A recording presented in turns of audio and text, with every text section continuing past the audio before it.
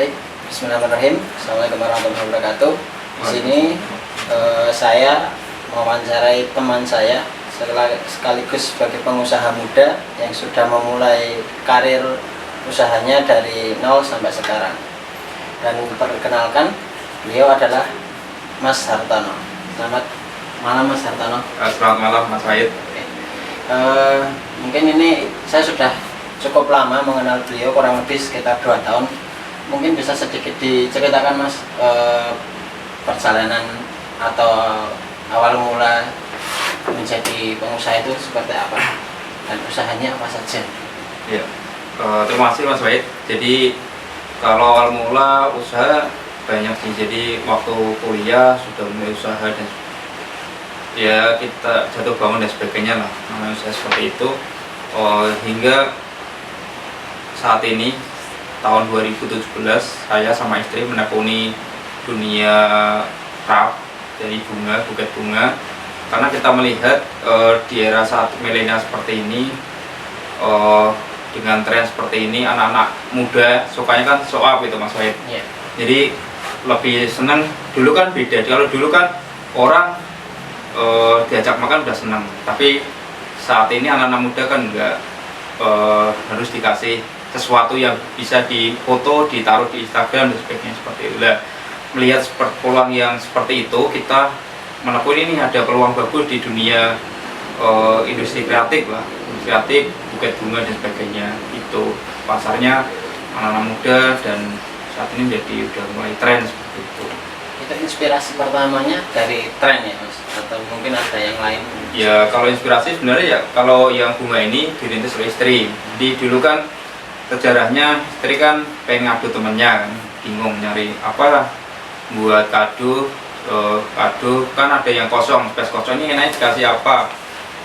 Kepikiran bunga itu, terus dia nyari-nyari dari YouTube, belajar situ, akhirnya kok bagus dan ditaruh di Instagram kok banyak yang minat, akhirnya ini ditekuni seperti itu. Ini kira-kira sudah berapa lama Mas untuk berjalannya usaha ini? Kalau ini udah mulai tahun 2017, saat itu di Purwokerto, istri di Purwokerto. Jadi ini berdua melanjutkan usaha yang sudah ada nih? Iya, ini mengembangkan. Kalau melihat ini kan industri kreatif ya, itu keuntungannya apa sih Mas usaha ini? Mungkin kekuatannya apa sih di usaha ini? Kekuatannya pertama kan dari kita lihat kalau peluang usaha ini, yang pertama kita lihat dari bahan bakunya ya. Pertama bahan baku itu sangat murah ya, murah tapi harga jualnya bisa up sampai tinggi karena ini produk yang nggak kenal harga ya. Berarti kan yang ini kan kayak apa ya, kayak prestis lah. Kita ngasih seorang itu, kalau dia senang kan kita senang, nggak seperti itu. Artinya dan persaingan itu nggak banding-bandingkan harga. Kalau produk dia kayak makanan, fashion dan sebagainya itu kebanyakan kan banding-bandingkan harga, sayang perang harga. Kalau sini enggak, kalau kita udah temu target marketnya, mereka udah nyaman dengan kita, ya udah seperti itu.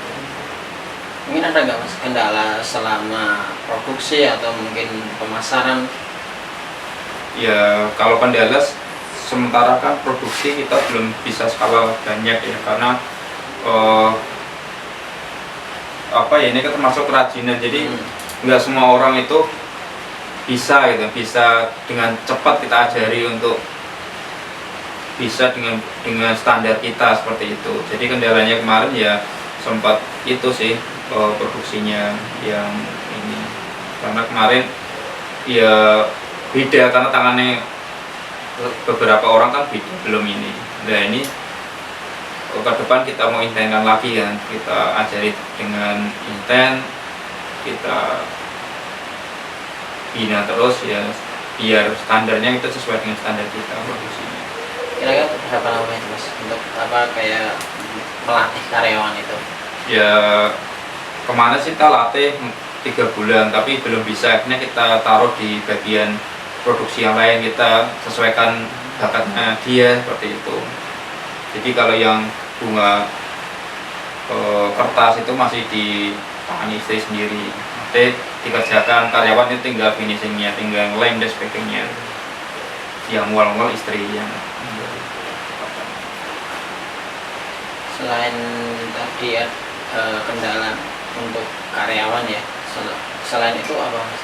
Mungkin kalau dari bahan atau kalau bahan enggak, kalau kendalanya biasanya sih pengiriman ya, pengiriman kadang resikonya di jalan itu kita kan bermitra dengan jasa kirim JNE, JNT dan sebagainya, itu kadang nggak tepat waktu datangnya, karena misalkan pas rame itu kan kendala banyak kan kita kan kirimnya keluar pulau, pas kondisi kurang bagus itu kadang agak telat, sehingga kan momentumnya kadang kan lewat ya, momentum lewat. Misalkan untuk ulang tahun tanggal ini pada estimasi perjalanan itu 1 minggu, ternyata ada kendala lawannya agak susah dan sebagainya, atau medianya susah, datanya agak terlambat seperti itu, kadang kan seperti itu. Dan juga mungkin kadang penyok juga kan gitu kan, kita udah pakai kardus tebal, kadang di luar Jawa kan tahu sendiri kan, misalkan banyak promo kemarin 12 dengan kurir yang penuh dan sebagainya, kan kadang di luar Jawa ditumpuk-tumpuk seperti itu. Mungkin kendalanya seperti itu masalah yang saat ini. berarti kan sudah panjang lebar tentang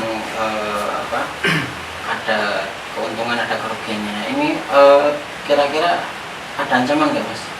Ancaman kalau nanti contoh karyawan setelah ahli keluar nanti buat sendiri usaha yang sama, itu gimana? Oh, kalau kita kan prinsipnya ya emang usaha kan ada seperti itu. Kalau kita prinsipnya karyawan bisa membuat sendiri ya nggak masalah gitu, nggak masalah. Artinya kita bisa beli ke mereka, maka kita nggak usah gaji mereka, kita bisa beli produk mereka, kita bisa invest ke mereka, sehingga kita menjadi partner. Jadi kan kadang orang takutnya kalau kerja sama kita atau dia udah pintar buat sendiri terus jadi saingan kita, banyak orang seperti itu. Tapi kita mindsetnya kita rubah, dia pintar buat sendiri ya alhamdulillah, itu sebuah keberhasilan kita bahwa kita akan menjadi lebih bagus lagi, dan semakin banyak orang yang bisa dan usaha yang sama itu kan semakin booming kan. Di samping itu kita udah mengawali duluan, secara pasar kita tengah lama udah bikin duluan, makanya dia tetap kita nanti bisa beli dia produk dia, kita beli seperti itu. Jadi, lalu kira-kira peluang kedepannya untuk usaha jenengan seperti apa Mas? kalau peluangnya saya yakin itu sangat besar, karena anak-anak milenial itu kan semakin banyak, beda dengan orang dulu kan ya nggak penting lah untuk misalkan pernikahan dirayakan kasih bunga, kan udah nggak terlalu gitu. Tapi anak-anak muda ini milenial ini sangat penting sekali seperti itu. Jadi seakan-akan kayak diapresiasi, bisa dikasih bunga, difoto di Instagram. Dan di waktu pandemi ini kan ada lonjakan pembelian ini. Ada beberapa faktor. Pertama kan ini untuk segmen wisuda ya, anak-anak kuliah itu kan banyak wisuda online. Jadi teman-temannya itu seneng ngirim bunga ke rumahnya. Samping itu ada juga yang pesan untuk dirinya sendiri kan, untuk foto DSPO, saya dapat bunga nih, seneng kan. Misalkan jadi dengan adanya pandemi ini diuntungkan misalkan orang itu nggak dikasih temannya, dia pesan sendiri untuk dirinya sendiri, nanti pas wisuda difoto, terima kasih dapat bunga dari ini, kan nggak ada yang tahu. Sekarang anak-anak muda kan senang ke situ. Dan yang kedua itu saat ini ya banyak anak-anak muda yang punya pacar dan sebagainya, ya kita pada beli untuk pacarnya, itu kan juga sebuah momentum kan gitu di tren sekarang. Dan suami istri untuk istrinya, untuk kado pernikahan, terus ulang tahun pernikahan, banyak seperti itulah. Yang untuk lahiran, jadi temannya lahir dikasih bunga, ya kita seperti itu, apresiasi untuk temannya. Kalau pemasaran sendiri hanya Instagram atau ada yang lain Mas? Jadi pemasaran ini kita ada lewat Instagram, lewat WA juga, itu story WA, dan di Shopee. Jadi ada marketplace sendiri ya, pakai marketplace. Ya sebelumnya kan kita pemasarannya itu fokus ke Instagram saat itu awal-awal, terus kita mulai kenal Shopee, ya udah kita optimalkan di Shopee, lewat Shopee. Ternyata saat ini lebih cenderung fokusnya ke Shopee sementara. Itu kira-kira 1 bulan omset berapa mas? Wah, kalau omset ya alhamdulillah berapa ya? Nominalnya 100 Ya atau belum ada 100, belum? belum ada 100. Tapi hampir setiap hari Oh, ada ya mas? ada ya. Tiap hari ada alhamdulillah. Dan profitnya kan kalau bunga ini kan maksudnya besar ya 50%, jadi ya semoga nanti bisa semakin tumbuh berkembang seperti itu. Kalau produknya apa sih mas? Bisa di apa? Jadi Dilihat produknya sebenarnya salah satu mungkin produk yang menjadi unggulan. ya ini salah satu produknya. Ini yang untuk wisuda, ini buket boneka wisuda. Yang lainnya ada bunga satin premium, tapi ya seperti ini salah satu, tapi ini nggak dibuket, tadi udah di packing. Jadi sistemnya kita kan kita nggak nyetok, ada orderan kita Baru buat sementara kita belum nyetok. mungkin ada apa namanya, sebuah tambahan mungkin mas untuk bagi teman-teman yang mau memulai usaha, atau saran-saran tips and triknya gimana? Buat teman-teman yang mau mulai usaha, ya pertama fokus pada nilai produk itu. Kita gali value dari produk itu sendiri kan gitu. Setelah ketemu value-nya, tentunya di awal kan niat dulu ya, niat benar-benar niat untuk berwirausaha. Niatkan itu semata-mata ya mencari ridho Allah kan gitu. Sampai itu kita bisa memberikan kebermanfaatan untuk orang lain. Jadi ciptakan produk itu yang produk memberikan kebermanfaatan orang lain. Ya, entah apapun itu. Yang kedua mental ya, mindset itu yang perlu disiapkan. Yang ketiga ya tentunya kalau udah niat, mindset, ketiganya kan produk juga harus dipersiapkan. Jangan sampai kita mau usaha tapi nggak punya produk. Kita tahu produk itu, setelah produk ketemu, target market kita itu untuk siapa kan gitu, itu harus jelas dulu. Jangan sampai kebanyakan orang kan dia bisa buat produk yang bagus tapi dia nggak tahu target marketnya, akhirnya produk yang bisa dijual mahal itu malah dijual murah seperti itu. Jadi kalau kami kita nggak mau perang harga kan gitu, kita harus ketemu segmennya sendiri kan. Bunga-bunga seperti ini banyak jualan yang murah dan sebagainya, tapi kita nggak jualan yang murah, kita ya yang nggak mahal-mahal banget sih, yang Ini standar ya. rata-rata kita ngambilnya kelas tengah ke atas. Jadi kalau kita ngambil segmennya di kelas menengah bawah, itu kita akan hancur-hancuran masalah harga dan sebagainya. Karena banyak yang orang itu ya gampangnya kan dengan murah, pandangannya kan dengan jualan harga murah itu akan dapat untung yang banyak. Tapi kita enggak, kita kalau bisa jualan yang dengan harga yang terbaik, dapatnya yang banyak kan gitu. Kita udah membuktikan beberapa kali ya, lebih enak kita nyari pasar yang menengah ke atas seperti itu. Nggak banyak tanya, nggak banyak ini, akhirnya kita tinggal tingkatkan kualitasnya. Nama usahanya ini apa mas? Oh iya, nama usahanya ini Adise.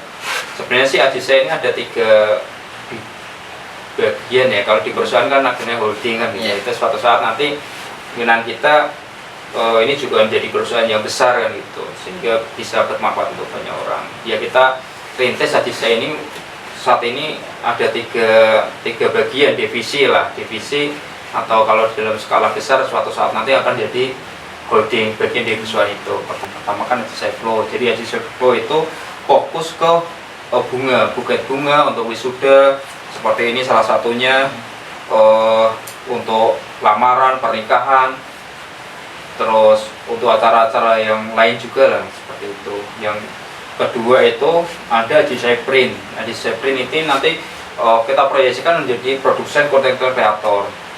Konten kreator seperti ya untuk ya produk kreatif lah. Salah satunya kemarin kita udah buat buku custom book kan, buku-buku itu. Jadi orang itu bisa pesan buku sesuka dia kan gitu. Misalkan bisa digambarin stingnya di kantor untuk agenda jurnal atau apa seperti itu.